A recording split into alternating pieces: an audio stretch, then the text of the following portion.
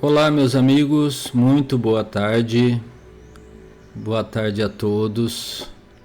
Estamos aqui com o nosso canal Reflexões Espiritualistas de volta hoje, trazendo um capítulo chamado Obsessão, do livro Pensamento e Vida, psicografado pelo Chico Xavier, escrito pelo Espírito de Emmanuel. Como vocês já sabem, nós estamos estudando esse livro, estamos quase no finalzinho dele, né? Tem mais apenas 3 capítulos para terminar o livro.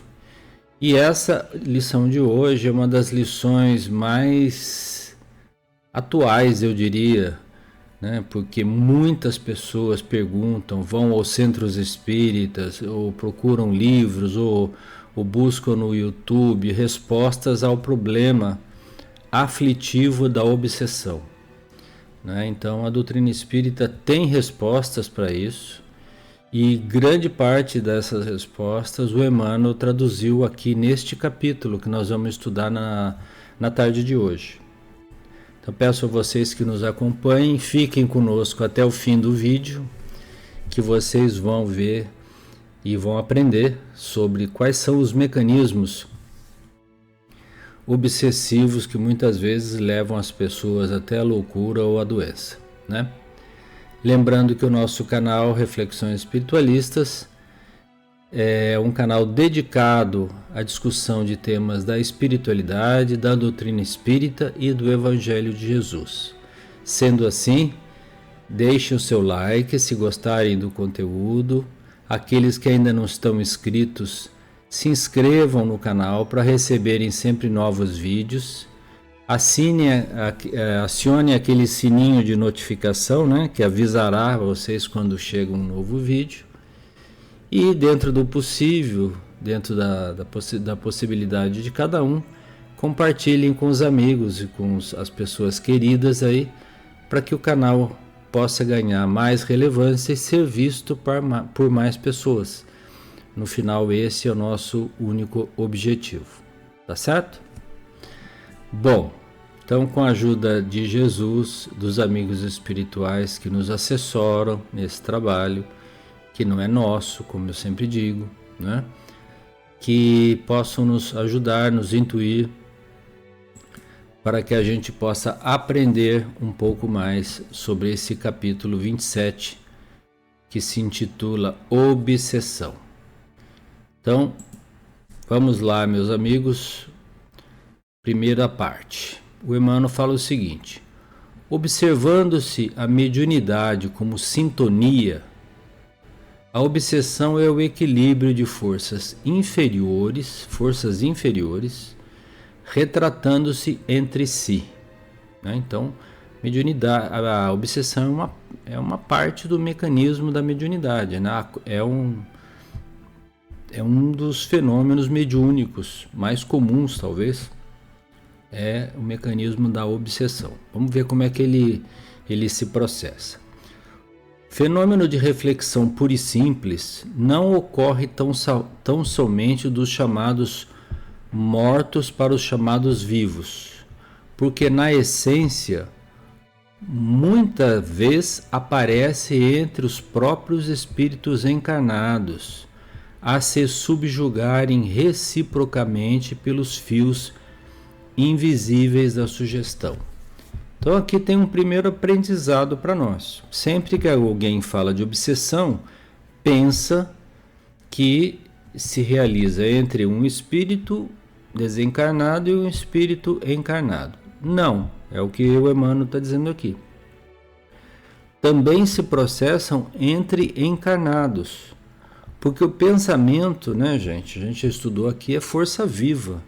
Então, se eu projeto sobre uma pessoa de forma insistente um determinado pensamento e essa pessoa responde ou seja, tem reciprocidade àquele pensamento, forma-se um elo mental, no caso infeliz, né, inferior, de forças negativas, em que esses fios invisíveis do pensamento se entrelaçam, formando uma corrente única, né?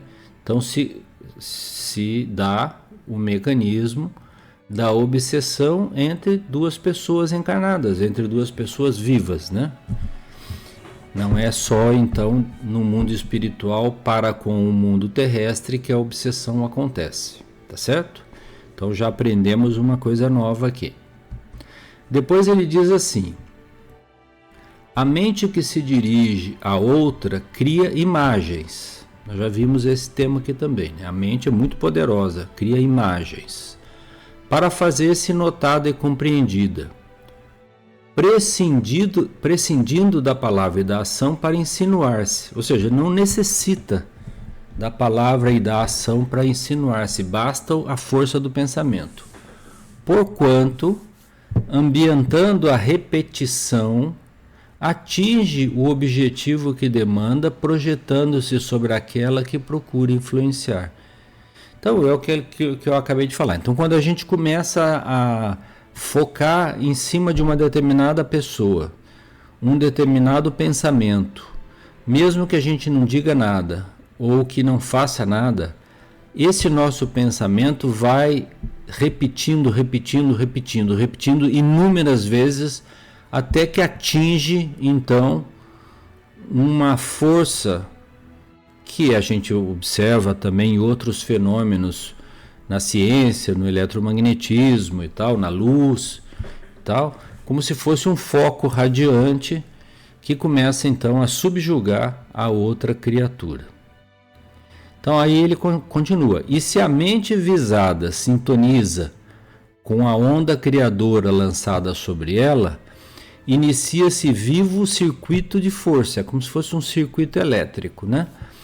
O eletromagnético, dentro do qual a palavra e a ação se incumbem de consolidar a correspondência, formando o círculo de encantamento em que o obsessor e o obsediado passam a viver, agindo e reagindo um sobre o outro. Chega um determinado momento, gente, que é difícil até dizer quem é o obsessor e quem é o obsediado. Porque muitas e muitas vezes o obsessor é vítima do passado. Vou me explicar. Aquele que está agindo, vamos falar de um caso de uma obsessão espiritual, tá certo? Não entre vivos. Bom, entre vivos, mas entre o vivo do mundo espiritual e o vivo do mundo terrestre aqui.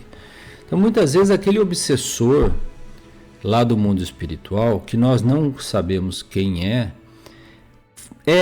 basta das vezes alguém que nós mesmos, vítimas agora, desviamos do passado. Às vezes um irmão querido nosso, que nós desviamos ou que prejudicamos e que volta para nos cobrar aquela fatura, né? A gente não se lembra mais daquilo que fez, mas ele que está lá no mundo espiritual se lembra. Então, como não consegue muitas vezes perdoar, e aí é que está, né, o perdão, por isso que o Cristo nos ensinou perdoar não 7 vezes, mas 70 vezes 7 vezes. E falou mais, falou: perdoa enquanto está a caminho com a criatura, porque depois, mais tarde, talvez será muito difícil. Então, não se pode dizer claramente quem é vítima, quem é o obsessor, porque os papéis se invertem ao longo das existências. Hoje eu posso ser vítima, mas eu posso ter prejudicado aquele nosso irmão no passado de tal forma que eu sou o agressor do passado. Entendem o que eu estou dizendo? Então esse círculo de obsessor e obsediado é muito difícil de compreender. Somente os espíritos mais elevados que conseguem ter uma visão completa das diversas encarnações anteriores que é capaz de dizer como aquilo iniciou. Tá certo? Hoje nós estamos olhando muitas vezes os efeitos e muitas vezes desconhecemos as causas. Tá certo? Então vamos lá, a lição de hoje, uma coisa é estudar os mecanismos da obsessão, que são mecanismos mediúnicos ou hipnóticos, se vocês quiserem. Outras são as razões, os motivos por que ela se dá. Ele continua por isso, ele continua dizendo, não há, por isso, obsessão unilateral, tá vendo? É sempre recíproca. Toda ocorrência dessa espécie se nutre à base de intercâmbio mais ou menos completo. Quanto mais sustentadas as imagens inferiores de um espírito para outro, em regime de permuta constante, mais profundo o poder da obsessão, de vez que se afastam da justa realidade para o circuito de sombra em que entregam a mútuo fascínio. Talvez aqui está faltando um C, em que se entregam a mútuo fascínio. No livro, tanto no livro Mecanismos da Mediunidade, quanto no livro Nos Domínios da Mediunidade, quanto no livro Libertação, a gente vê muitos casos de espíritos obsessores que se sentem prejudicados por algo que aquela criatura que eles estão obsediando fizeram, né? E tem tal poder hipnótico, tal poder mental, mesmo sendo espíritos inferiores, que conseguem subjugar uma vítima a ponto de fazer ela ficar na cama em depressão, ou se sentir como se fosse um animal, né? Transmitindo imagens terríveis muitas vezes para o pensamento dela, aniquilando a capacidade dela de reação. Existem forças assim que são capazes de hipnotizar a vítima à custa dessa repetição de pensamentos negativos em cima da vítima. Então, se a vítima não se defender com os mecanismos da prece, do trabalho no campo do bem, ela poderá depois desenvolver alguma doença até, né? Então ele fala aqui, olha, na sequência. E o mesmo que se verifica com a pedra quando em serviço de gravação. Quanto mais repetida a passagem do buril, mais entranhado o sulco destinado a perpetuar a minudência da imagem, né? Então imagine um escultor, de tanto ele bater numa determinada parte do mármore lá, ele vai dando forma para o mármore à custa da repetição daquele movimento, tá certo? E é uma pedra, é um mármore, mesmo assim ele se transforma. Então a nossa mente é muito mais frágil do que isso. Ele dá um outro exemplo aqui, ó. Lembramos-nos ainda do disco comum, ele está falando aqui do disco de vinil, tá, gente? Aquele disco antigo, não o CD, né? Em cujas reentrâncias sutis permanecem os sons, fixados para repetição à nossa vontade. Você já põe lá sempre naquela faixa e escuta sempre a mesma música, né? Muitas vezes a mente obsediada, né, daquele que está sendo obsediado, se assemelha à chapa de ebonite. Ebonite é um material, né, que serve para experimentos elétricos, né, arquivando ordens e avisos do obsessor. Notadamente, olha o parênteses, notadamente durante o sono habitual, quando liberamos os próprios reflexos sem o controle da nossa consciência de limiar. Ou seja, sem o nosso controle consciente, quando o nosso espírito está liberto, o encontro obsessor-obsediado se dá diretamente entre espírito e espírito. Também nos livros do André Luiz, tem um livro que chama Entre a Terra e o Céu, já falei disso aqui, que um espírito corre atrás do outro no mundo espiritual, tentando alcançá-lo para criar uma briga com ele lá, para provocar, para chamar ele à razão, para tirar uma desforra. E depois o espírito, quando volta para o corpo, tem um sonho terrível de que se sentiu correndo, com alguém correndo atrás e não sabe explicar por quê. São esses casos, né? Porque quando a gente está aqui na vida encarnada, ou seja, consciente, a nossa mente tem mais força para se controlar, se defender desses ataques, né?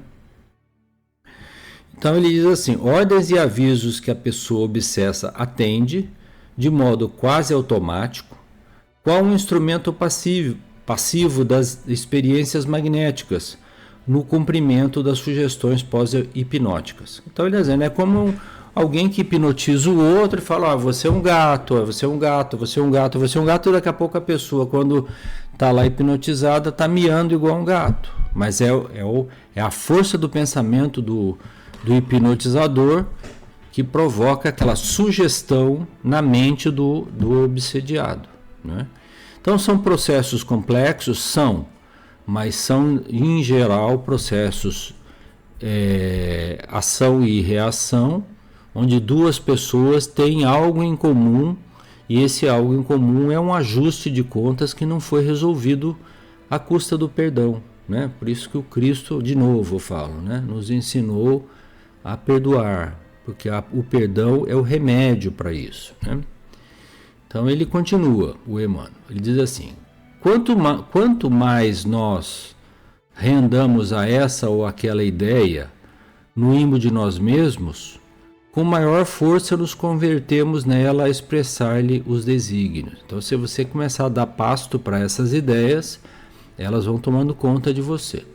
É assim que se formam estranhos desequilíbrios que em muitas circunstâncias concretizam moléstia e desalento, aflição e loucura, quando não plasmam a crueldade e a morte. Então, gente, muitas patologias desconhecidas pelos médicos, né, principalmente as depressões, têm origem espiritual. Depois acabam se tornando em algum transtorno orgânico, que a pessoa acaba sendo tratada à custa de remédio. Mas o grande remédio está na vida espiritual, entender por que é que nós estamos tendo aquele problema e tratar de nos entendermos com aquela pessoa, né? Buscar o mecanismo do perdão, como eu já falei, né? Ou do entendimento fraterno, né? Para não cairmos nesses mecanismos aflitivos que podem nos levar, inclusive, à loucura, né? Então ele diz lá, toda obsessão começa pelo debuxo vago do pensamento alheio que nos visita oculto. Aqui tem algo bem importante, viu, gente? Então ele está dizendo, toda obsessão começa pelo debuxo, como se fosse um rascunho, por uma coisa, um rascunho vago. Então a gente tem que vigiar o nosso pensamento o tempo todo. Quando a gente começar a perceber que tem um pensamento insistentemente entrando na nossa cabeça, e esse pensamento não é bom, ou tem sugestões negativas, atenção, nós podemos estar sendo visitados por espíritos inferiores que querem nos prejudicar de alguma maneira, né? Então a gente tem que afastar esses pensamentos com o quê? Com a força do nosso próprio pensamento. Dizer, não, eu sou uma pessoa, eu sou o Túlio, eu tenho meus valores, eu tenho as coisas de bom que eu faço, eu sei o que eu estou fazendo na Terra, cumpro com meus compromissos, né? Sou uma pessoa, tento ser uma pessoa, né? Estou falando em geral, assim, né? Tento ser uma pessoa boa, tenho meus defeitos, estou tentando corrigi-los, né? Então a gente tem que afastar esses pensamentos alheios que querem nos levar à tristeza, ao desalento, à depressão. Temos que afastar esses pensamentos, né? E aí, de novo, a prece. A prece é um instrumento importantíssimo, porque a gente se liga a planos mais altos da vida e consegue estabelecer uma aura defensiva em torno de nós. Tá certo? Então ele diz assim, ó, começa assim, olha a historinha, né? Hoje é um pingo de sombra, amanhã é uma linha firme, para depois fazer-se um painel vigoroso, do qual assimilamos apelos infelizes que nos aprisionam em turbilhões de treva. Então, às vezes começa com uma coisa pequenina e depois vai crescendo, daqui a pouco formou uma imagem negativa tão grande e o cara está lá estirado no leito em depressão pensando que ele é a pior pessoa do mundo. Não é assim, não é, né? Então aí prece, oração, prece para o seu anjo da guarda, prece para o seu espírito protetor, prece para Jesus, prece para aquele seu santo predileto, né, se você for católico, tá certo? Prece para Deus, que é todo poderoso, que pode nos ajudar, Não tenhamos vergonha de pedir para Deus nos ajudar, né? A prece é o nosso elemento de ligação com Deus, é a força que nos une. Tanto que o Cristo, gente, o Cristo orava para Deus. Nos momentos difíceis, ele falava com Deus, né? E nos ensinou a orar, nos ensinou a oração do Pai Nosso. Não é? Pai nosso que estais nos céus, santificado seja o teu nome. Venha a nós o vosso reino.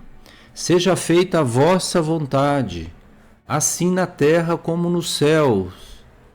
Não nos deixe cair em tentação, mas livra-nos de todo mal, né? Pois teu poder é grande para sempre. Então, o Cristo nos ensinou a orar, falou para não nos deixe cair em tentação.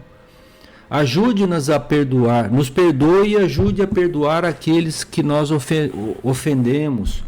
Então, a prece do Pai Nosso, gente, é um roteiro seguro que nós podemos empregar sempre que necessitarmos de um alento, de um auxílio, né? Então ele fala assim, o Emmanuel: urge, pois, que saibamos fugir desassombrados, ou seja, sem medo, aos enganos da inércia, porque o espelho ocioso de nossa vida em sombra pode ser longamente viciado e detido pelas forças do mal, em que, nos vampirizando, estendem sobre os outros as teias infernais da miséria e do crime, né? Então ele está dizendo, fuja da inércia, procure um trabalho, leia um bom livro, faça prece, porque o espelho na sombra não vai refletir a luz, vai refletir a sombra, né? E ele conclui dizendo assim: dar novo pasto à mente, pelo estudo que eleve, né? Um estudo enobrecedor, ler algum livro enobrecedor, um livro útil, né?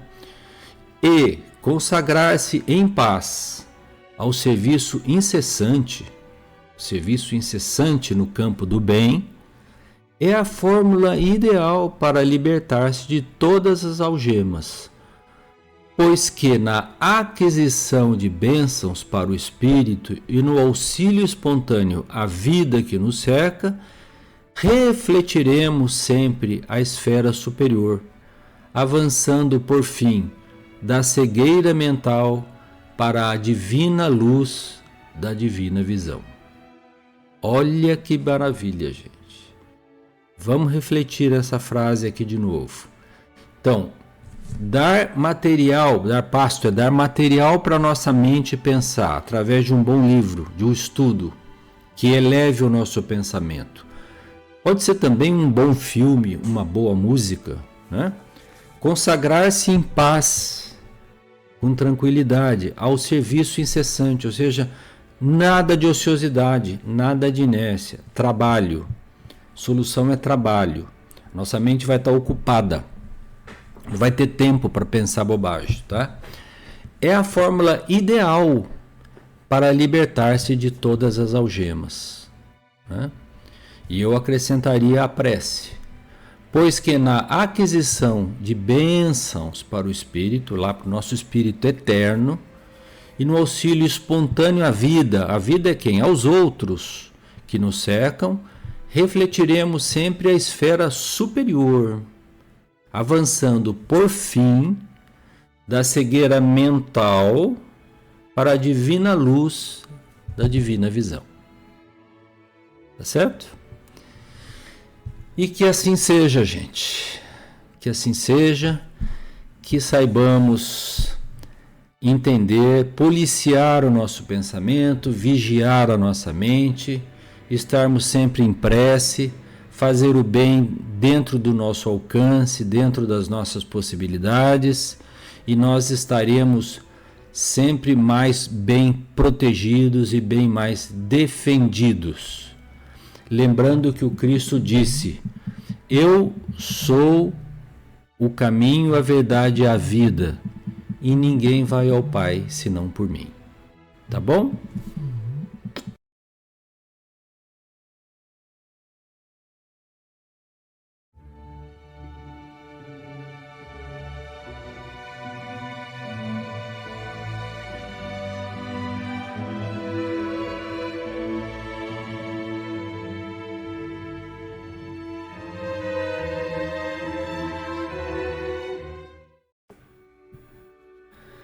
Olá, meus amigos, tudo bem? Tudo bem com vocês? Muito boa tarde. Boa tarde para aqueles que estão assistindo durante a tarde, mas boa noite para aqueles que estão vendo à noite. Bom dia para os que estão vendo, bom dia. Então, é isso, né? Vamos lá para a nossa temática de hoje, que será o título Enfermidade. É um título também que nos causa bastante atenção, porque quem de nós não passou por uma enfermidade em si próprio, em alguém querido da família, num amigo? Todos nós temos esses tipos de problemas aqui na Terra nos dias de hoje, né? Mas vamos ver aqui o que o Emmanuel nos reserva nessa linda tarde de hoje. Então ele diz assim: enfermidade. Ninguém poderá dizer que toda enfermidade, a rigor, esteja vinculado aos processos de elaboração da vida mental. Mas todos podemos garantir que os processos de elaboração da vida mental guardam positiva influenciação sobre todas as doenças. Então, vamos lá. O que ele está falando aqui? Ele está dizendo, nem todas as doenças têm como origem os problemas, os processos que nascem na nossa vida mental. Mas a nossa vida mental influencia a praticamente todos os efeitos sobre o nosso corpo e, portanto, sobre as doenças, tenham elas sido provocadas pelo nosso mundo mental ou não, né? Então, a nossa vida mental pode auxiliar tanto aquele corpo sadio como aquele corpo já enfermo por uma razão que nós vamos ver aqui na frente. Que está aqui mesmo, né? Ele continua falando assim, ó: há moléstias que têm, sem dúvida, função preponderante nos serviços de purificação do espírito, surgindo com a criatura no berço ou seguindo-a por anos a fio na direção do túmulo.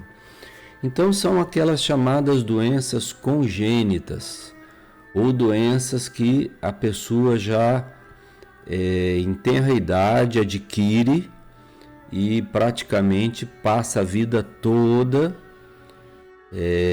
levando aquela doença anos e anos a fio até o seu desencarne, né?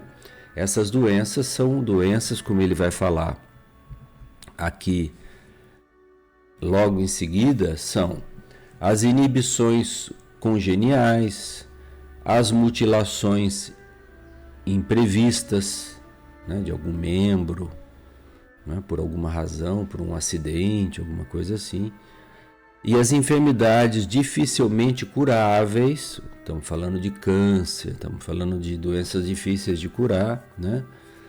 As escleroses múltiplas e tal, catalogam-se indiscutivelmente na tabela das provações necessárias. Eu deveria ter feito um grifo aí, provações necessárias. Como certos medicamentos imprescindíveis figuram na ficha de socorro ao doente. Então ele está dizendo, essas inibições congênitas, doenças praticamente incuráveis, não são doenças que foram provocadas pela nossa mente, pelo menos nesta existência. São parte de provações que nós mesmos escolhemos para o nosso aprimoramento moral e íntimo, tá certo? Para a nossa evolução espiritual. Então ele diz assim, né? Contudo, os sintomas patológicos na experiência comum, sintomas agora, hein? Tá falando dos sintomas, em maioria esmagadora, decorrem dos reflexos infelizes da mente sobre o veículo de nossas manifestações, o corpo, operando desajustes nos implementos que o compõem. Então, o que ele está dizendo agora aqui nesse finalzinho? Está dizendo, olha, gente, já os sintomas patológicos de doenças comuns, aquelas que acometem as pessoas ao longo da existência, descartando aquelas que falamos antes, né, as congênitas ou dificilmente incuráveis ou mutilações, na sua maioria esmagadora, o que ele está falando? 99% delas decorrem dos reflexos mentais da mente sobre o corpo, sobre o nosso veículo de manifestação, que é o corpo, operando desajustes nos implementos que o compõem. Que são os desajustes nos implementos que o compõem? Nas partes do corpo, na cabeça, na mente, nos braços, no coração, no estômago, no fígado, nos rins, nos pulmões, né? Então, a mente doentia, vocês vão ver mais à frente, transmite vibrações negativas a estes órgãos, causando a eles disfunções orgânicas que acabam por gerar doenças catalogadas, conhecidas pelos médicos nos dias de hoje. Sejam elas doenças de ordem mental, sejam elas de ordem física, orgânica, tá bom? Então vamos lá. Ele complementa dizendo, olha, toda emoção violenta, não é algumas, toda emoção violenta sobre o corpo é semelhante a martelada forte sobre a engrenagem de máquina sensível. Olha bem, é como se nós dessemos uma martelada num equipamento sensível, numa televisão, numa placa de vídeo da televisão, não vai funcionar mais, né? E toda aflição amimalhada, ou seja, guardada por muito tempo dentro de nós, né, é como ferrugem destruidora, prejudicando-lhe o funcionamento, nessa analogia da máquina, né? É como se nós pegássemos uma engrenagem de uma máquina supersensível, né, não sei, do motor de um automóvel, de um laminador, de uma máquina de construção pesada, e jogássemos limalha de ferro lá nas partes móveis. Elas vão danificar todas aquelas partes.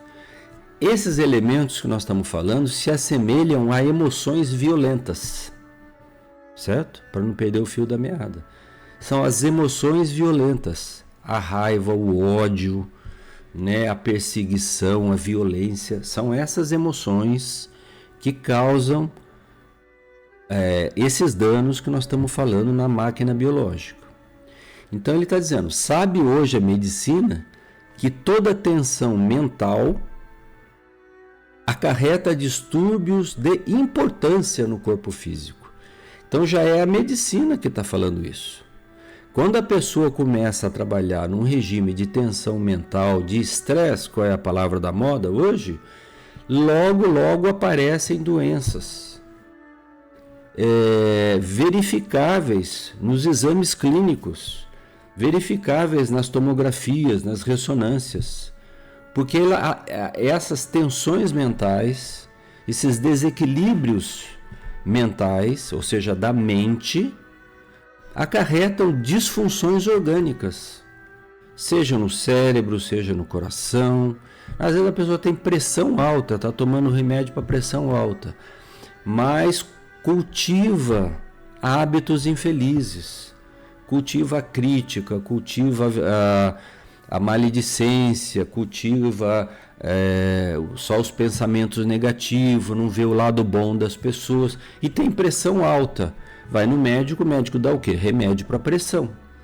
Mas além de tomar remédio para pressão, né, que eu não sou capaz de dizer quem deve e quem não deve tomar, tem um remédio eficaz que é a prece, que é o Evangelho de Jesus, que é o perdoar 70 vezes 7, que é a fraternidade legítima, que é olharmos o nosso irmão e tratá-lo do mesmo modo que nós gostaríamos de sermos tratados. Estas são digamos assim, os remédios eficazes para a alma e, portanto, para a mente. E sendo bom para a mente, vai ser bom para o corpo físico também. Tá certo? Então vamos seguir com o Emmanuel aqui. Então ele fala assim: estabelecido o conflito espiritual, quase sempre as glândulas salivares paralisam as suas secreções. Olha bem, ele está dando um exemplo aqui. Ele vai dar um exemplo aqui do sistema digestivo. E o estômago entrando em espasmo, nega-se a produção de ácido clorídrico, provocando perturbações digestivas a se expressarem na chamada colite mucosa. Então, outra vez, um exemplo. Às vezes a pessoa tem uma úlcera, uma gastrite, e toma remédio para gastrite, faz aquela endoscopia, vê lá o médico que tem gastrite, e toma remédio aqui, de lá e tal, mas cultiva hábitos infelizes, utiliza a mente de forma inadequada, trazendo pensamentos negativos para dentro de si, de forma que transforma o seu mundo mental num combate sem tréguas, numa guerra sem fim. E esses distúrbios mentais, né, que ele chamou de conflito espiritual, seja com terceiros, seja com alguém próximo de nós, seja com nós mesmos, né, vai atrapalhando o funcionamento das glândulas, dos órgãos, das secreções, né? Então todo um sistema digestivo, esôfago, estômago, intestino delgado, grosso, sistema pancreático, bílis, tudo isso para de funcionar direito, né? E aí nós corremos no médico, quando nós devíamos correr também no Evangelho de Jesus, buscar ali os lenitivos para a nossa cura espiritual, para terminarmos com o problema da origem e não nos efeitos. Na maioria das vezes, nestes casos que nós estamos tratando, obviamente, nós estamos atuando já nos efeitos da doença, né? E não nas causas. E ele disse lá na anterior, que a maioria esmagadora, né? Ele falou aqui, ó, a maioria esmagadora decorrem dos reflexos infelizes da mente sobre o veículo de nossas manifestações, sobre o corpo, certo? Então ele diz assim, ó, até a medicina já sabe que o estresse acarreta esses distúrbios de importância no corpo físico, né? Hoje qualquer médico que você vai, ele fala, por exemplo, é estresse, mas ele não te dá o evangelho e fala, pratica o amai-vos uns aos outros. Ele te dá remédio, né? Então, vamos em frente. Atingido esse fenômeno primário, que muitas vezes abre a porta a temíveis calamidades orgânicas, os desajustamentos gastrointestinais repetidos acabam arruinando os processos da nutrição que interessam ao estímulo nervoso, determinando variados sintomas. Ele vai falar quais são, desde a mais leve irritação da membrana gástrica, a gastrite, até a loucura de abordagem complexa. Vejam só a gama de problemas que os conflitos espirituais, os distúrbios da mente podem causar no ser humano. São enormes, gigantescos, tá certo? Então, o lenitivo, o melhor diagnóstico é o Evangelho de Jesus. Lá ele já nos deixou um roteiro para nós não cairmos nesses problemas. Até no Pai Nosso, quando ele falou, não nos deixes cair em tentação e livra-nos de todo mal. Até ali ele já lembrou, né? Quais são as tentações? A de nós mesmos, aquela que nós fazemos contra os outros e que se voltam para nós através das leis de causa e efeito, né? Então nós poderíamos falar aqui dezenas de sintomas orgânicos, mas vocês já sabem, eu não preciso entrar em tanto detalhe assim, porque variam ao infinito, mas eles têm origem lá na mente, né? À exceção daqueles casos que nós já tratamos aqui, das doenças congênitas, dificilmente incuráveis. É óbvio que uma pessoa que tem um câncer ou nasceu com uma paralisia, não foi desta existência aquele problema. Aquele problema tem natureza reencarnatória. É uma aprovação, uma dificuldade que ela combinou lá no mundo espiritual passar para evoluir e poder vencer certas dificuldades, né? Mas voltando para essa existência aqui, ele diz assim: o pensamento sombrio, olha bem, pensamento sombrio. Quantas coisas nós podemos pensar que são pensamentos sombrios? Uma lista enorme. Adoece o corpo são, o corpo saudável, e agrava os males do corpo enfermo. Então, o corpo está saudável, a gente adoece ele com esses pensamentos negativos. Agora, nós já estamos doentes por outras razões, aquelas anteriores. Aí nós agravamos mais ainda aquele sofrimento com esses pensamentos doentios, tá certo? Se não é aconselhável, ele faz uma analogia bem interessante, olha. Se não é aconselhável envenenar o aparelho fisiológico pela ingestão de substâncias que o aprisionem ao vício, estamos falando de álcool, drogas, é imperioso evitar os desregramentos da alma. Ah, vocês pensaram que ele ia falar os desregramentos do corpo? Não, os desregramentos da alma. De novo, explosões de raiva, explosões de violência, ódio, costumaz contra alguém, né? Mania de perseguição, né? Ou perseguição contra alguém por algo que aconteceu, que já devíamos ter esquecido. Esses são desregramentos da alma, né? Que ele impõe, Emmanuel falando, desequilíbrios aviltantes. Não são desequilíbrios pequenos, são desequilíbrios aviltantes. Quais sejam aqueles hauridos nas decepções e nos dissabores que adotamos por flagelo constante do campo íntimo. Então, se eu fico flagelando o meu campo íntimo cotidianamente, regularmente, chegará uma hora que ele não aguentará. Ele sofrerá um distúrbio orgânico, uma perda de imunologia, por exemplo, que abre as portas para uma dezena de doenças oportunistas.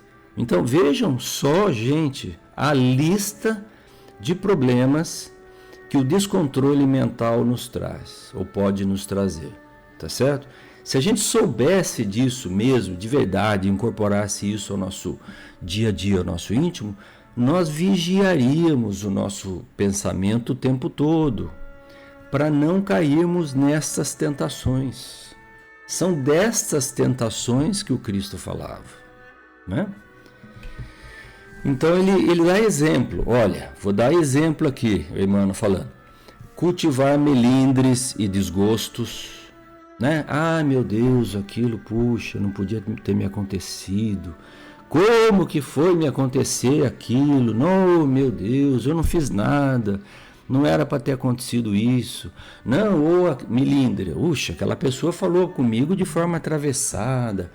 Ah, meu Deus, será que ela perdeu o respeito por mim? Não é possível, meu Deus. Melindres, né? Irritação por qualquer coisa. Eu, por exemplo, me policio com o trânsito, né? Eu sou meio apressado, então eu fico já me policiando porque eu já quero andar rápido. Daqui a pouco eu estou querendo buzinar para o cara da frente, sair daí e falar, ah, meu Deus, tem que ter calma, tem que ter paciência, né? Mágoa, coisa que aconteceu lá atrás, que a gente já devia ter esquecido, o cara está guardando aquela mágoa lá, cultivando ela, né? Passando paninho nela, né? Pulindo a mágoa, né? Ela vai crescendo, né? Vai virando um monstro dentro de nós, né?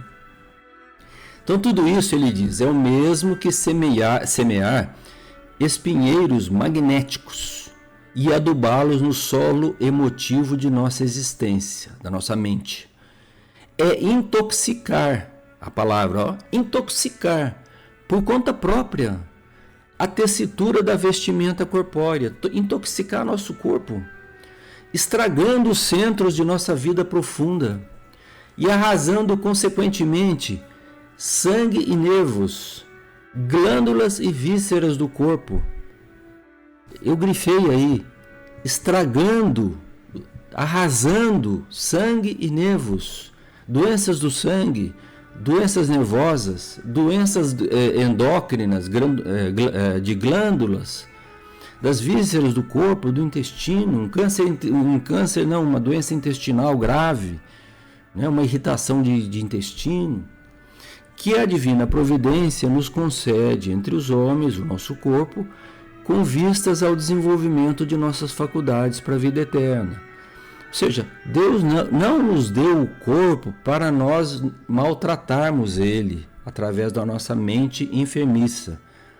Nos deu o corpo para nós evoluirmos, para a gente aprender cada vez mais, viver em sociedade, viver com os amigos, vencer as nossas inibições, aprender a ser mais amável, ser mais fraterno, aprender a viver com a família, né?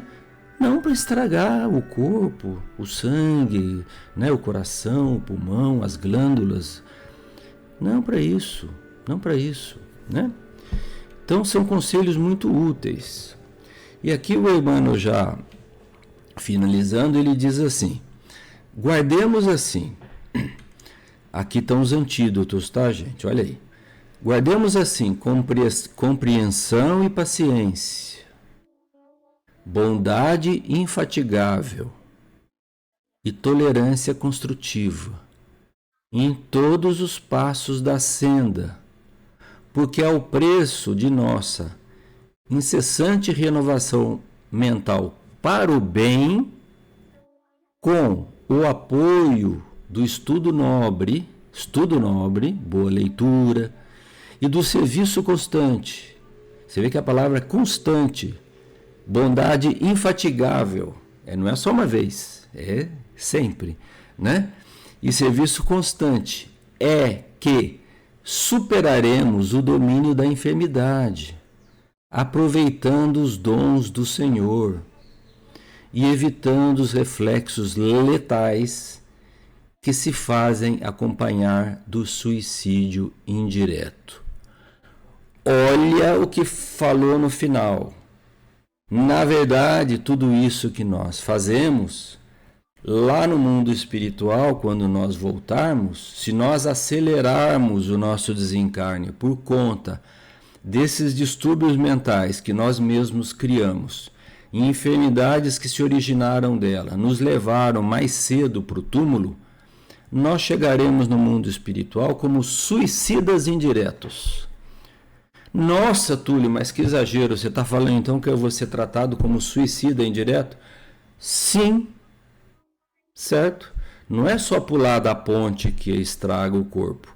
Se você for maltratando o seu corpo todos os dias um pouquinho, e você abreviar a sua vida em 10 anos, que seria viver 90, vive 80, ou sei lá, 60, vive 50, né? Por essas causas que têm origem na mente enfermiça, você será sim um suicida indireto. Não um suicida direto, porque você não teve a intenção de se suicidar diretamente. Mas você deu causa a essas doenças. Através do quê? Da sua própria mente. Ou do descontrole mental, se vocês quiserem assim dizer. Tá bom? Eu passei um pouquinho do tempo hoje, mas é a penúltima lição. Eu achei muito importante nós estudarmos com bastante carinho. Nós já vamos para o último capítulo do livro. Na verdade, esse aqui é o antepenúltimo, né? Temos 2 ainda. Mas vale a pena a gente rever e rever essa lição, ler e rever várias vezes, porque tem coisas que não são óbvias, mas são importantes, né?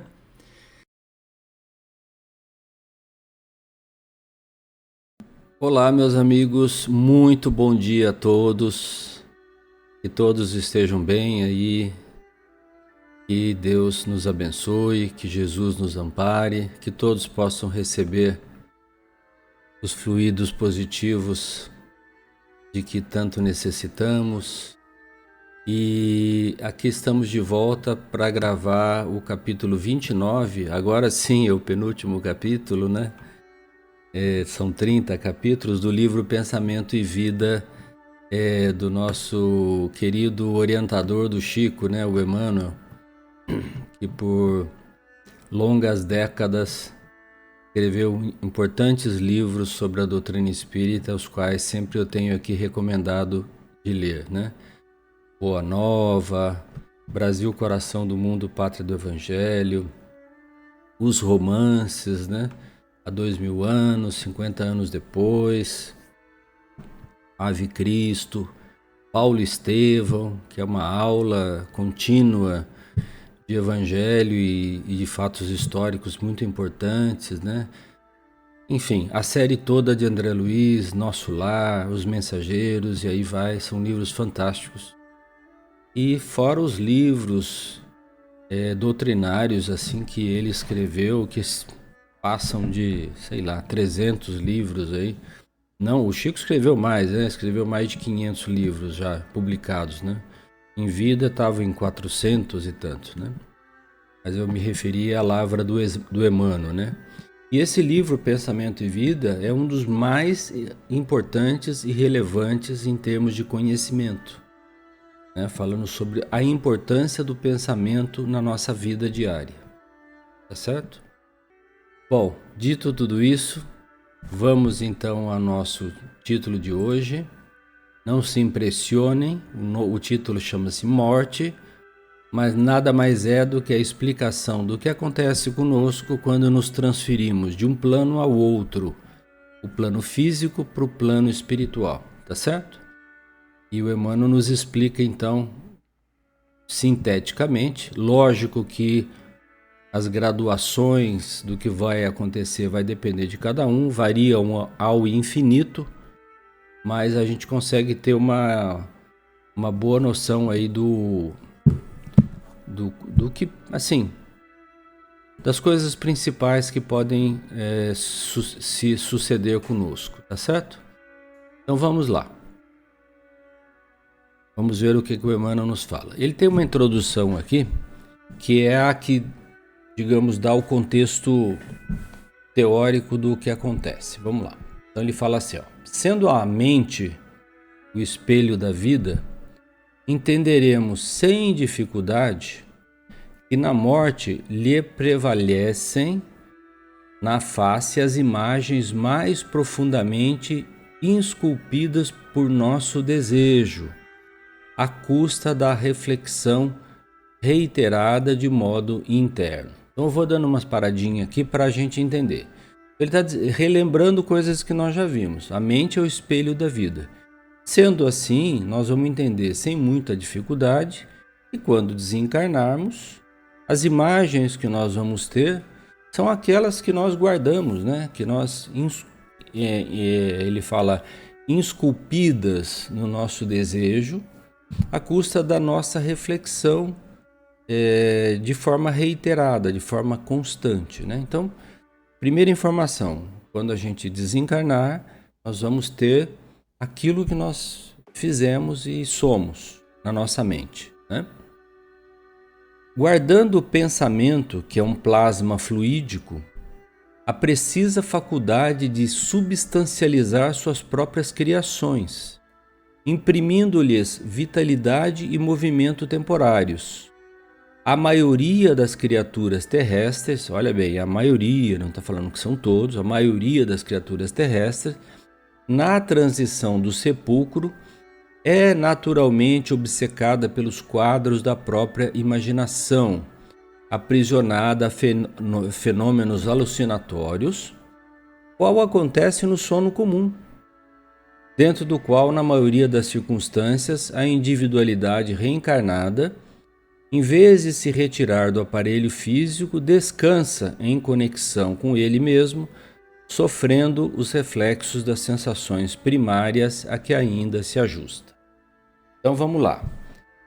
O que ele está falando aqui agora? Está dizendo o seguinte, olha, lembrem, o pensamento é um plasma fluídico. Então ele tem a capacidade de gerar imagens, movimentos. Como acontece, por exemplo, quando nós estamos sonhando. Quando nós estamos sonhando, a gente está vivenciando aquelas situações do sonho, andando, correndo, fazendo alguma coisa, né, trabalhando, estudando. São imagens vivas e tem movimento. A mesma coisa nos acontecerá quando desencarnarmos. A nossa mente vai começar a plasmar essas imagens essas que são nossas, né, em fenômenos parecidos com o sono, que ele chama assim, aprisionada a fenômenos alucinatórios. Na verdade, são imagens que a mente vai criando, né? E ao invés dela se retirar imediatamente, se libertar imediatamente do corpo físico, ela passa algum tempo, certo? Sofrendo essas rememorações, essas memórias, né? Em forma de imagens e fenômenos como se fosse um sonho ou um pesadelo, né? Até que amigos espirituais diligentes, não está escrito aqui, mas é assim que acontece, nos ajudem a nos retirarmos de forma mais tranquila do corpo físico. Obviamente, se nós estamos falando que uma coisa varia ao infinito, desde de um criminoso comum a um santo que executou sua vida, o santo certamente vai passar por esses breves momentos em minutos, e o outro talvez demorará um pouco mais. Então varia ao infinito essas sensações, tá certo? Ele explica aqui, ó. Todos os círculos da existência, para se adaptarem aos processos da educação, necessitam do hábito. Lembra? Nós já estudamos o assunto do hábito. Porque todas as conquistas do espírito se efetuam na base de lições recapituladas. Então a gente como que aprende? Recapitulando, treinando, exercitando as coisas, né? As classes são vastos, as classes de aula, né? São vastos setores de trabalho específico, plasmando por intermédio de longa repercussão os objetivos que lhes são peculiares naqueles que os compõem. Ele vai dar exemplo aqui agora, vocês vão ver. É assim que o jovem destinado a essa ou aquela carreira é submetido nos bancos escolares a determinadas disciplinas, incluindo a experiência anterior dos orientadores que lhe precederam os passos na senda profissional escolhida. Então, quando nós escolhemos uma profissão, a gente vai lá num curso, né, de graduação, de pós-graduação ou de formação técnica, não importa, aprender, e seremos submetidos a constantes matérias e disciplinas que vão permitir que aquele conhecimento seja introjetado em nós. Conhecimento esse que virá dos livros e da experiência daqueles professores que estão ali nos ajudando, né? Então, dá outros exemplos. Por exemplo, o futuro militar aprenderá desde cedo a manejar os instrumentos da guerra, cultuando as instruções dos grandes chefes de estratégia. Então, vai estudar a estratégia da guerra. E o médico por vindouro, aquele que vai ser um futuro médico, deverá repetir por anos sucessivos os ensinos e experimentos dos especialistas antes do juramento hipocrático. Então, o médico, a gente vê hoje em dia, estuda 5, 6, com as experiências que ele tem que fazer depois que termina o curso. Normalmente demora 7 anos para o médico se formar, né? Então ele faz lá aquelas, me fugiu o nome agora, aquelas presenças em pronto-socorros, né? Ajudando ainda na forma de um auxiliar médico, né? E assim ele vai ganhando experiência própria, né? Então isso acontece com todas as profissões. Então é o que ele diz aqui: em todas as escolas de formação, Vemos professores ajustando a infância, a mocidade e a madureza aos princípios consagrados, nesse ou naquele ramo do estudo, fixando-lhes a personalidade particular para determinados fins, sobre o alicerce da reflexão mental. De volta à reflexão mental aqui, reflexão mental sistemática, em forma de lições persistentes e progressivas. Então, claro, pegando o exemplo do médico de novo, né? Ele não chega lá no paciente na primeira vez, um paciente que ele nunca viu, e faz uma cirurgia sem nunca ter treinado num cadáver ou numa sala de aula, técnicas de cirurgia, como fazer, etc, etc, etc. Bom, eu não sou médico, eu sou engenheiro, mas imagino que seja assim. Alguém tem que experimentar longo processo de aprendizado para que aqueles conhecimentos façam parte daquele seu mundo mental.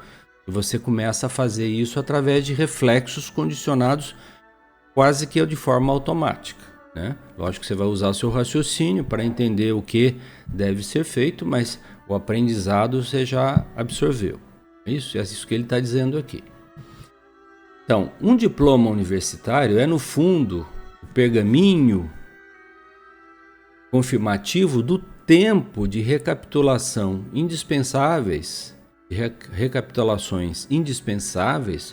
ao domínio do aprendiz em certo campo do conhecimento, para efeito de serviços nas linhas da coletividade. Então, quando o aluno chega a ter o diploma, ele já foi experimentado diversas, centenas de vezes nas matérias, nas disciplinas que ele estudou, para que ele possa receber aquele pergaminho, aquele diploma, né? Se é de engenharia, se é de advocacia, né? Direito, né? Se é de medicina, não importa, ele vai ter que ser experimentado longamente para garantir que aqueles conhecimentos fiquem assimilados.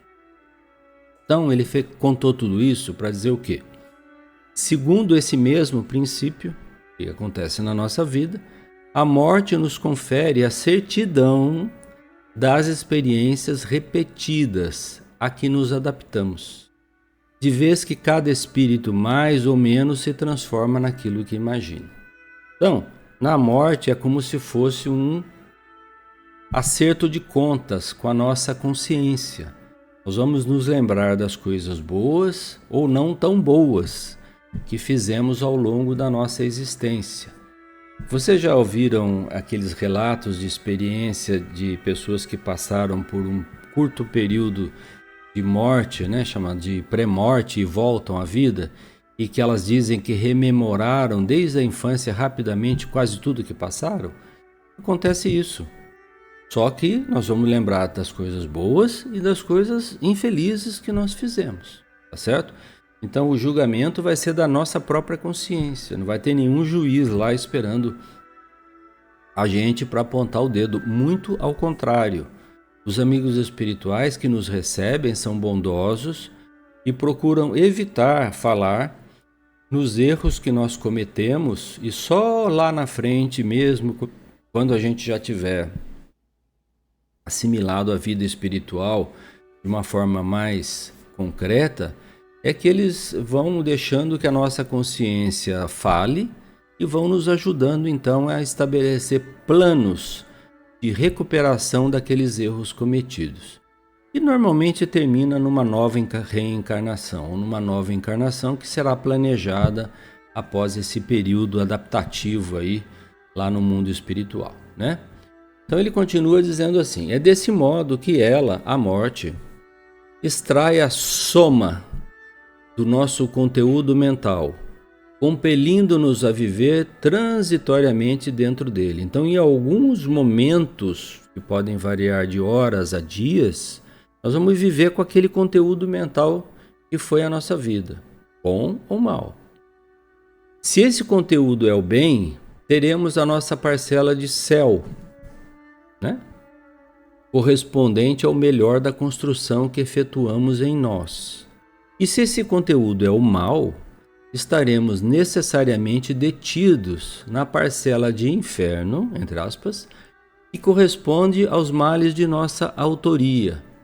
até que se extingua o inferno de purgação merecida criado por nós mesmos, na intimidade da nossa consciência. Então, não existe céu e inferno. O que existe é o céu e o inferno que nós criamos dentro de nós mesmos. Então, se a gente fez muitas coisas erradas, prejudicamos muita gente, criamos muitas situações de maldade, de violência, a nossa consciência vai nos cobrar e é como se fosse um inferno nos queimando por dentro, à custa do nosso arrependimento, do nosso remorso, do nosso desejo de que aquilo não tivesse acontecido, né? Então é assim, se ainda a criatura é por demais empedernida no mal, ou seja, permanece empedernida no mal, certamente ela será arrastada para regiões mais difíceis, que não é o inferno, mas que são de criaturas que pensam igual a ele, simplesmente isso. Nós vamos para onde nós nos afinamos melhor. Então não existirá um céu e inferno propriamente dito. Existirão regiões onde tem criaturas que pensam como nós. E pela lei da sintonia nós seremos então naturalmente atraídos, como se fosse uma força gravitacional, para esses pensamentos similares aos nossos. Por isso que é importante praticar o bem e pensar no bem, porque nós estaremos nos preparando melhor para essa passagem do plano terrestre para o plano espiritual. Tá certo, gente? Tudo que foge à lei do amor e do progresso, sem a renovação e a sublimação por bases, ou seja, tudo que na base não tem a lei do amor e a lei do progresso, gera o enquistamento mental, ou seja, um quisto mental, que nada mais é que a produção de nossos reflexos pessoais acumulados e sem valor na circulação do bem comum. Então, a circulação do bem comum é como se fosse uma moeda do amor, né? Se nós não temos essa moeda do amor, nós vamos ficar aprisionados naqueles reflexos mentais menos felizes, né? Consubstanciando as ideias fixas em que passamos a respirar depois do túmulo, a feição de loucos autênticos, por nos situarmos distantes da realidade fundamental. A realidade fundamental que ele fala aqui é a realidade do amor. Então, quanto mais distantes a gente tiver dessa realidade, a realidade do amor, nós seremos transitoriamente parecidos como loucos, porque ficaremos sempre com aquela situação mental difícil, causada pela nossa própria consciência, até que a gente consiga encontrar o reajuste necessário com a ajuda dos amigos espirituais que nos amam. Uma coisa importante dizer aqui, gente, nesse capítulo, é que no além-túmulo existem dezenas de criaturas que nos amam, independente se nós fomos bons ou maus.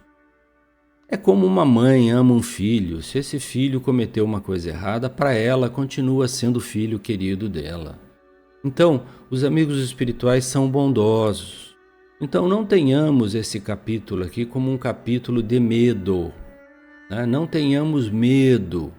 Tenhamos, sim, consciência das coisas e pedir a Deus, lembrar sempre, nesse momento da passagem, da morte, ou seja, da mudança de plano, lembrar de fazer uma prece, pedir a Deus. Para quê? Para que esses amigos espirituais que nos amam, que não estão olhando os nossos erros, venham e possam nos ajudar a nos reajustarmos à nossa nova realidade. Tá certo, gente? Então ele termina aqui dizendo o seguinte: é por esta razão que morrer significa penetrar mais profundamente no mundo de nós mesmos. Olha bem, eu frisei aí. Significa penetrar mais profundamente no mundo de nós mesmos. Porque na vida material nós usamos uma espécie de máscara e, a gente se adapta às condições sociais e não reflete realmente aquilo que nós somos interiormente, né?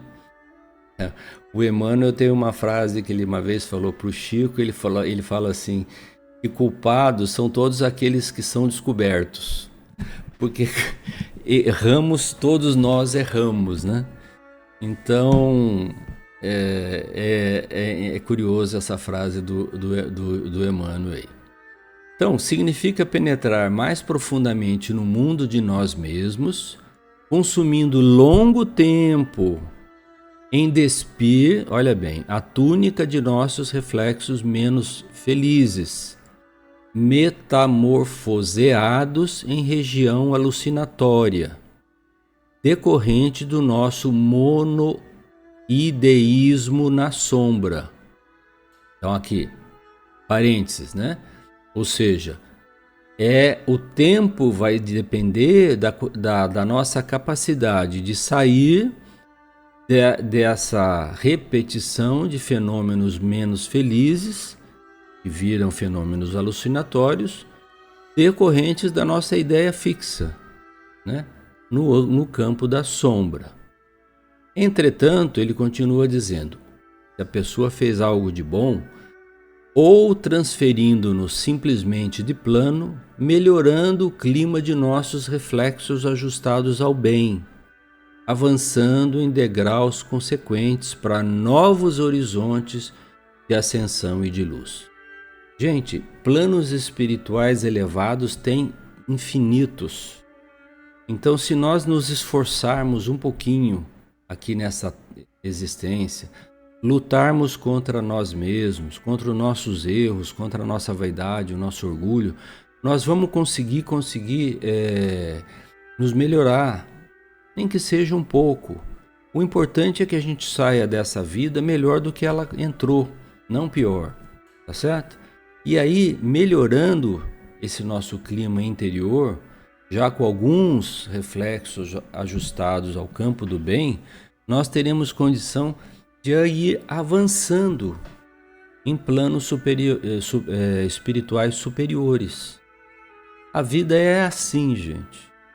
Após a morte, nós nos defrontaremos simplesmente com nós mesmos.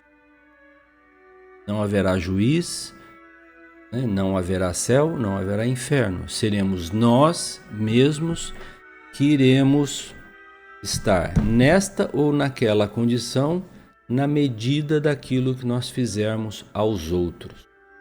Por isso que, para ir encerrando, nós nos lembramos de novo do Cristo, quando ele nos disse, vos deixo um mandamento, né? Amarás ao teu próximo como a ti mesmo, né? Porque antes era amar a Deus, lá lembra na lei mosaica. Agora ele diz, amarás a Deus e amarás o teu próximo como a ti mesmo. Outra coisa que ele nos disse, né? A cada um será dado conforme suas obras. Não se colhe uva nos espinheiros. Então, você vê que os ensinamentos do Cristo não são ensinamentos de cunho religioso, são sobre a vida como ela é. Ele nos deixou um roteiro. Perdoar não 7 vezes, mas 70 vezes 7. Nos ajustarmos com aqueles que nós prejudicamos enquanto ainda estamos a caminho, porque mais tarde será difícil. Você veja que todos esses ensinamentos estão na direção de tornar a nossa vida futura melhor. Por isso que ele diz que meu reino ainda não é desse mundo, mas será um dia, quando todos os seres humanos se melhorarem. Tá certo? Fica essa mensagem de esperança, né? Vamos dizer assim, de bons pensamentos no futuro, lembrando da prece, sempre lembrando da prece, porque nós não sabemos de que dia, em que hora seremos chamados de volta ao mundo espiritual. Então é importante esse preparo mental para que a gente possa ir se ajustando pouco a pouco ao campo do bem, realizando coisas boas, seja onde for, dentro de casa, no trabalho, com os amigos, na obra social, não importa, né? Tentando fazer o melhor que a gente possa, dar o melhor de nós e seguindo esse roteiro luminoso que Jesus nos deixou, tá bom? Olá, meus amigos, muito boa tarde a todos. Estamos chegando ao fim do último capítulo do livro Pensamento e Vida de Emmanuel, pela psicografia de Chico Xavier. Antes de mais nada, eu queria agradecer a todos aqueles que me acompanharam aqui nessa jornada, nesse livro, que tiveram oportunidade de assistir, alguns dando até sugestões, nos ajudando. E é com muita alegria que a gente chega no final desse nosso singelo trabalho, né? O capítulo de número 30 do livro Pensamento e Vida de Emmanuel chama-se Amor. E vocês vão entender por que o Emmanuel finaliza esse tão maravilhoso livro com esse título e com esses comentários, né? Então, como eu disse, o título é Amor. E nós vamos passar aqui página por página agora, estudando esse último e maravilhoso capítulo desse livro, belíssimo livro que é Pensamento e Vida de Emmanuel, certo? Então, sem mais delongas, vamos lá aos nossos trabalhos de hoje, lendo e estudando o que foi que o Emmanuel nos trouxe aqui. Então ele diz assim: amor. O amor puro é o reflexo do Criador em todas as criaturas. Começa já assim, arrasando, né? O que é o amor? O amor, que a gente tivesse que definir nós sozinhos, né? Nas quatro paredes do nosso quarto, a gente ia falar um montão de coisa, né? Olha o que o Emmanuel falou aqui. O amor puro é o reflexo do Criador em todas as criaturas. Brilha em tudo e em tudo palpita, na mesma vibração de sabedoria e beleza. É fundamento da vida e justiça de toda a lei. Olha esses dois últimos parágrafos que eu li. Brilha em tudo e tudo palpita na mesma vibração de sabedoria e beleza. É fundamento da vida e justiça de toda a lei. Então ele é uma pedra basilar, fundamental de toda a justiça, da justiça e de toda a lei. Que lei? A lei de Deus, né? Surge sublime no equilíbrio dos mundos, erguidos à glória da imensidade, quanto nas flores anônimas esquecidas no campo. Olha que figura poética, gente. Surge sublime no equilíbrio dos mundos, erguidos à glória do infinito, né, da imensidade do cosmos, tanto quanto nas flores anônimas esquecidas no campo. Nele fulgura generosa a alma de todas as grandes religiões que apareceram no curso das civilizações por sistemas de fé à procura da comunhão com a bondade celeste, e nele se enraiza todo o impulso de solidariedade entre os homens. Então vejam só que sublimidade, gente. Ele está dizendo aqui que o amor, ele aparece de forma generosa na alma, no espírito, ou seja, na constituição de todas as grandes religiões que apareceram no mundo, no curso das civilizações, que são religiões por sistemas de fé, né? A religião no fundo é uma fé, à procura da comunhão com a bondade celeste, e nele se enraiza todo o impulso de solidariedade entre os homens. Que coisa maravilhosa, gente! Quando eu li isso aqui, eu lembrei de uma entrevista que o Chico deu, acho que eu já falei aqui dela, para Hebe Camargo e para Nair Belo, E a Nair Belo, é uma história longa, mas eu vou encurtar bastante. A Nair Belo perdeu um filho muito jovem e depois de algumas vezes lá em Uberaba, recebeu a cartinha do filho e ficou muito emocionada. A família da Nair Belo, que é uma comediante já desencarnada também, tanto quanto a Hebe, né? Tem raízes na religião hebraica, né? Então ela perguntou se o Velho Testamento, né, tinha qual era a base do Velho Testamento em relação os novos ensinamentos de Jesus. E o Chico, de forma muito respeitosa mesmo, falou que o Velho Testamento é quando os profetas anunciavam a vinda de Jesus, trouxeram os primeiros ensinamentos no campo do bem. E ele fez uma alusão, assim, uma comparação muito interessante que eu divido aqui com vocês. Ele falou que o Velho Testamento é como se fossem os homens batendo a porta de Deus por respostas.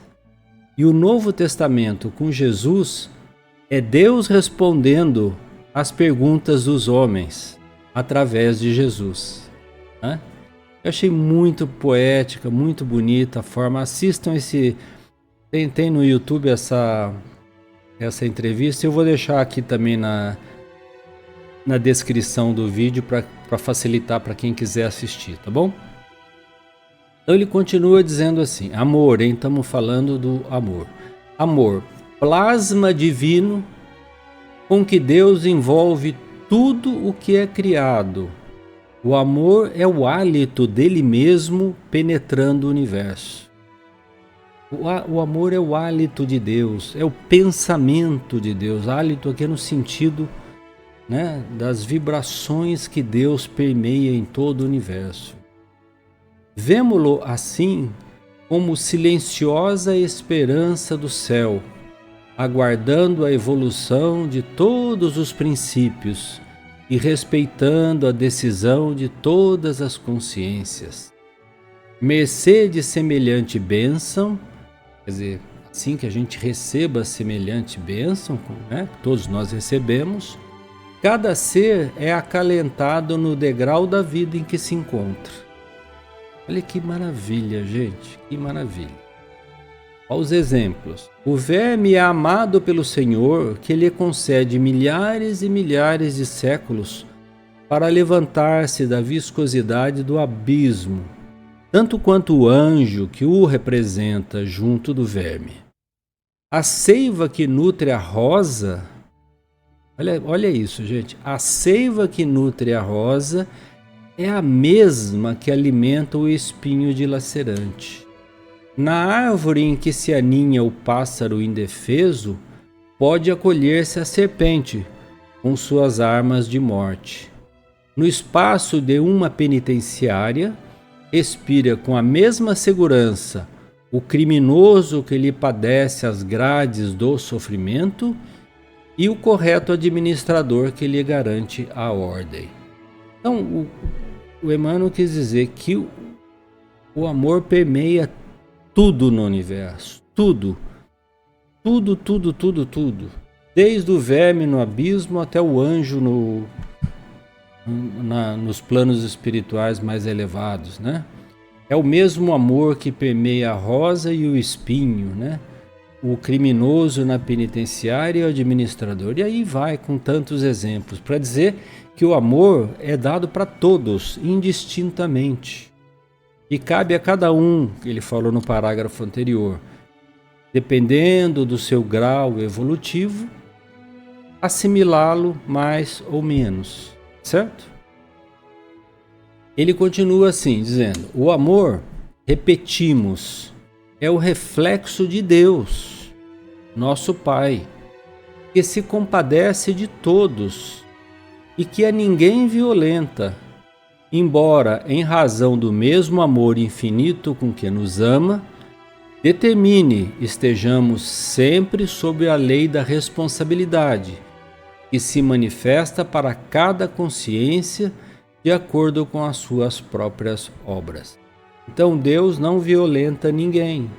mas nós seremos responsáveis pelas nossas obras, boas ou más, que pratiquemos. Tá certo? Acho que ao longo desses 30 capítulos aqui nós falamos bastante disso, né? Cada um de acordo com suas obras, disse Jesus.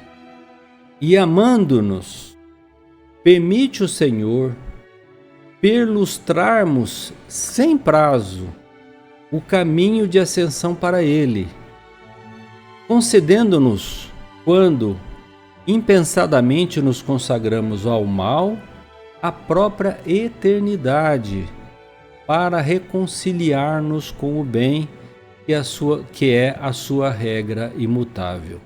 Então, ele está dizendo, Deus tem paciência infinita. Ele espera a nossa ascensão espiritual sem pressa, sem violência, sem nos forçar, né?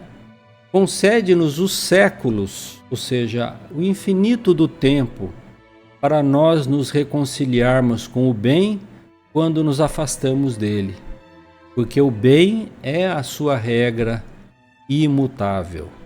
Todos estamos destinados a serem espíritos bons, todos, sem exceção. Vocês podem pensar na pior criatura do planeta.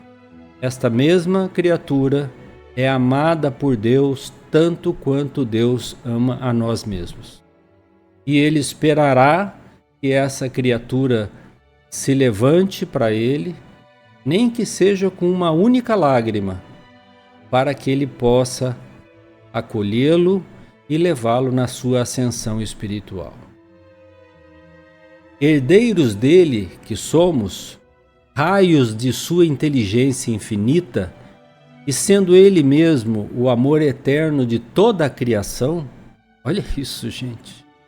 Sendo Ele mesmo o amor eterno de toda a criação, em tudo e em toda parte, é da legislação por Ele estatuída que cada espírito reflita livremente naquilo que mais ame, transformando-se aqui e ali, na luz ou na treva, na alegria ou na dor, a que empenhe o coração. Então, aonde nós colocarmos o nosso coração, aí estará o nosso destino. Será um destino de dor, se optarmos pelo caminho da dor, da violência, né, do orgulho, da vaidade, do egoísmo, né, e tantas outras coisas, ou será o caminho da felicidade, através do amor, da fraternidade, da bondade com o qual nós soubermos praticar o bem ao nosso dispor.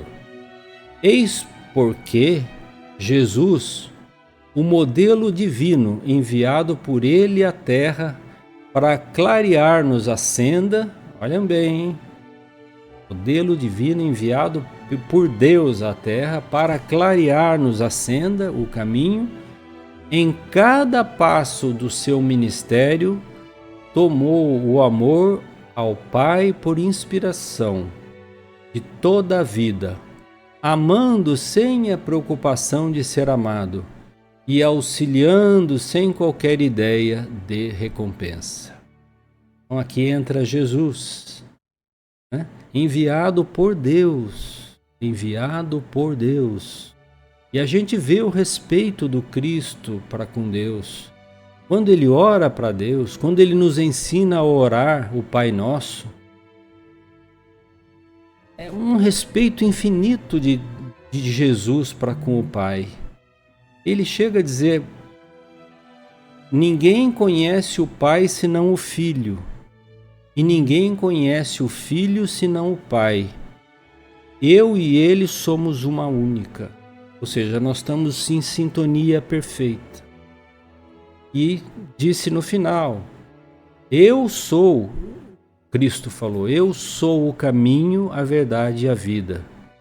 E quem vier por mim será salvo. Isso que eu falo que esse canal, gente, não é só um canal de reflexões espiritualistas, porque a reflexão verdadeira da verdadeira espiritualidade mora com Jesus, nasce com Jesus, né? Vive com Jesus, dorme com Jesus, né? Jesus é o nosso grande mestre. E ele termina o último slide aqui dizendo: descendo à esfera dos homens por amor, humilhando-se por amor, ajudando e sofrendo por amor, passa no mundo de sentimento erguido ao Pai excelso, refletindo-lhe a vontade sábia e misericordiosa. Então, Jesus várias vezes falou, né? E ele tinha sido mandado por Deus e que as coisas que ele estava fazendo eram aquelas que Deus o havia pedido para que fizesse. E para que a vida e o pensamento de todos nós lhes retratem as pegadas de luz, legou-nos, em nome de Deus, a sua fórmula inesquecível: amai-vos uns aos outros como eu vos amei. Gente, todo o Evangelho de Jesus se resume nessa máxima aí. Essa máxima é todo o Evangelho, porque o amai-vos uns aos outros como eu vos amei é a máxima expressão de amor que o Cristo poderia legar para nós. Nela estão contidos a caridade, o perdão, a benevolência, né? O nome já diz, o amor ao próximo, o esquecimento das ofensas, a prática do bem, né? Com todas aquelas lições maravilhosas que o Cristo nos deixou ao longo da sua curta trajetória aqui na Terra. Tá certo? Um ser que não escreveu nenhum livro é o que tem mais livros publicados a ele, e o nome dele separou aos séculos da antiguidade e aos séculos da modernidade, né? Começamos a contar o século I com o nascimento de Jesus. Teve um impacto gigantesco sobre o direito, sobre a vida, foi o germe do fim das escravidões, das guerras, das batalhas, que infelizmente ainda continuam, mas que um dia cessarão. Se nós, seres humanos que aqui estamos encarnados, soubermos colocar em prática isso que o Cristo falou, que nos legou: o amai-vos uns aos outros como eu vos amei. Porque ele nos amou tanto, gente, tanto, que subiu ao madeiro infame sem uma reclamação, atendendo à vontade divina e se imolando na cruz por nós, para mostrar para nós que a resignação para com a vontade do Pai é a máxima que nós temos que aprender a colocar na nossa vida. E nos amando, nos ensinou a amarmos uns aos outros. Antes do Cristo, era o olho por olho, dente por dente. Depois do Cristo, é o perdoai não 7 vezes, mas 70 vezes 7 vezes. Né? Então é uma grande diferença que o Cristo nos legou. Nós sabemos que somos ainda seres frágeis, indefesos, erramos. Hoje mesmo eu errei, amanhã talvez eu erre de novo, mas nós temos que persistir e caminhar sempre à frente, tendo como guia que ilumina o nosso caminho esse Cristo de amor, que veio nos trazer, nos revelar esse Deus de amor, que é nosso Pai, de amor e de bondade. Nosso Pai Celestial, que nos ama desde o princípio dos tempos e amará sempre.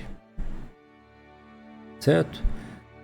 Então, com essa linda mensagem, nós encerramos duas coisas. encerramos o capítulo de hoje, encerramos o livro Pensamento e Vida de Emmanuel, tá certo? Faremos uma breve pausa agora no final do ano e no início do ano que vem voltaremos com um novo trabalho para vocês, tá bom? Fiquem com Deus, Deus abençoe a todos.